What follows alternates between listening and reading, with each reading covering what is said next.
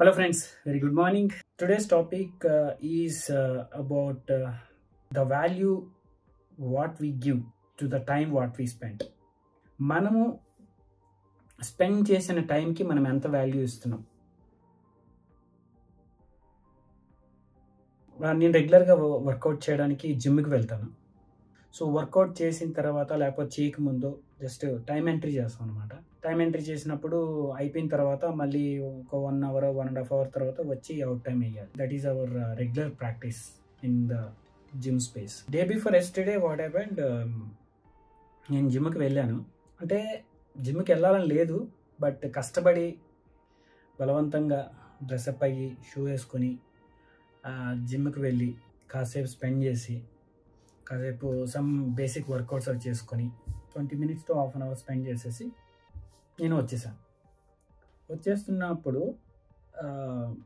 సడన్గా గుర్తొచ్చింది నాకు అవుట్ టైం కానీ అదే నా ఎంట్రీ వెయ్యాలి. అక్కడ నా ఎంట్రీ నేను వచ్చాను, కాసేపు జిమ్ వాడుకున్నాను, వెళ్ళిపోతున్నా అన్న టైం ఎంట్రీ అక్కడ రిజిస్టర్లో రాయాలి.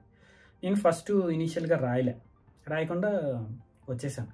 కిందకు వచ్చేసిన తర్వాత మళ్ళీ ఎందుకు డౌట్ వచ్చి నాకు నేనే రియలైజ్ అయ్యి no, this is not the way what I give the value for the time what I spend. So మళ్ళీ వెనక్కి వచ్చేసి రిజిస్టర్లో రాసి ఇన్ టైం ఎన్ని గంటలకు వచ్చాను, ఎన్ని గంటలకు వెళ్తున్నాను. సో దీని ద్వారా నేను తెలుసుకుంది ఏంటంటే, మనము ఏదైనా పర్టికులర్ యాక్టివిటీలో ఎంత టైం స్పెండ్ చేసినా సరే that is our own time. మనకి ఎంతో కొంత వాల్యూ అది యాడ్ చేస్తుంది. సో ఎంతో కొంత వాల్యూ యాడ్ చేస్తున్నప్పుడు it is our responsibility to give the value to that time. చాలా బలవంతంగా వచ్చాను, ఇష్టం లేకుండా వచ్చాను కదా, ఎక్కువసేపు చేయలేదు కదా జిమ్, జస్ట్ ఒక బేసిక్ వర్కౌట్ చేసుకుని వెళ్ళిపోతున్నాను కదా అన్న ఉద్దేశంతో ఫస్ట్ ఎంట్రీ రాయకుండా వెళ్ళిపోయాను అనమాట. ఎంట్రీ రాయకుండా వెళ్ళిపోవడం అనేది నేను స్పెండ్ చేసిన టైంకి ఇన్సల్ట్ చేసినట్టే అవుతుంది, రైట్? సో జిమ్కి ఇష్టం లేకపోయినా కష్టపడి షూ వేసుకుని డ్రెస్అప్ అయ్యి కాసేపు స్పెండ్ చేద్దామని జిమ్కి వెళ్ళాను. ఎంత టైంని ఆల్మోస్ట్ ఒక మోర్ దాన్ 1 hour ప్రాసెస్ని నేను స్పెండ్ చేసిన జస్ట్ హాఫ్ అన్ అవర్ టైమే కదా అని ఎంట్రీ రాయకుండా వెళ్ళిపోవడం అనేది కరెక్ట్ కాదనిపించింది. సో అందుకని మళ్ళీ తిరిగి వచ్చి మళ్ళీ ఎంట్రీ రాసి ఐ రెస్పెక్ట్ మై టైం అని ఫీల్ అయ్యి థ్యాంక్ యూ వెరీ మచ్ జిమ్కి, ఆ టైంకి, నేను తీసుకున్న టైంకి, నేను తీసుకోగలిగిన టైంకి, రైట్? చాలామందికి ఈ half an hour 45 minutes time కూడా తీసుకోవడానికి టైం ఉండదు, రైట్? నాకు ఇంత టైం ఉంది, ఆ టైం తీసుకోవడానికి నా మీద నేను వర్క్ చేసుకోవడానికి నాకు అవకాశం కల్పించిన ఈ సిచ్యువేషన్కి చాలా థ్యాంక్స్ చెప్పుకుంటూ మళ్ళీ వెనక్కి వచ్చేసాను. చాలా హ్యాపీ అనిపించింది అప్పుడు. సో నాకు రిగ్రెట్ ఫీల్ లేదు. అంటే తక్కువ టైమే కదా చేశాను జిమ్కి వెళ్ళే, అంటే రెగ్యులర్గా ఏంటంటే జిమ్కి వెళ్తే ఒక 1 hour 1.5 hour టైం స్పెండ్ చేస్తే కానీ నాకు ఫుల్ఫిల్మెంట్ వచ్చేది కాదు.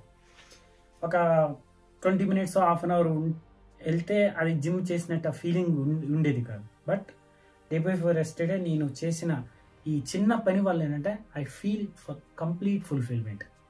నేను ఎంత చేసినా సరే ఇది నా కోసం నేను చేసుకున్నా. 20 minutes కానీ, హాఫ్ అన్ అవర్ కానీ, 45 minutes కానీ, 1 hour కానీ. సో నా కోసము నేను నా టైంని కేటాయించుకుని నా బాడీ మీద కానీ నా మైండ్ పరంగా కానీ కేటాయించుకున్నందుకు, ఆ అవకాశం కల్పించినందుకు యూనివర్స్కి నేను థ్యాంక్స్ చెప్పుకుంటూ వెనక్కి వచ్చాను. I felt very happy. So that is how actually we neglect some of the moments which we spend. ఇంతే కదా, నేనేం చేశాను, వాళ్ళకి ఒక చిన్న 10 rupees సహాయం చేసినా ఆ 10 rupees కదా, వాళ్ళతో కాసేపు స్పెండ్ చేసినా సరే 5 minutes కదా మాట్లాడాను. లేకపోతే ఇలాగే చిన్న చిన్న విషయాలను మనం నెగ్లెక్ట్ చేస్తూ ఉంటాం. మనం దానికి వాల్యూ ఇవ్వము యాక్చువల్గా. అంటే మనము చేసిన వాటికి మనమే డౌన్గ్రేడ్ చేసుకోవడం, డిగ్రేడ్ చేసుకోవడం, వాల్యూ ఇవ్వకపోవడం. ఇటువంటి చిన్న చిన్న వాటికి మనం వాల్యూ ఇవ్వకపోతే మన పెద్ద చేయడానికి మనకు అవకాశం దొరకదు. థ్యాంక్స్ చెప్పుకోవడానికి కూడా అవకాశం దొరకదు.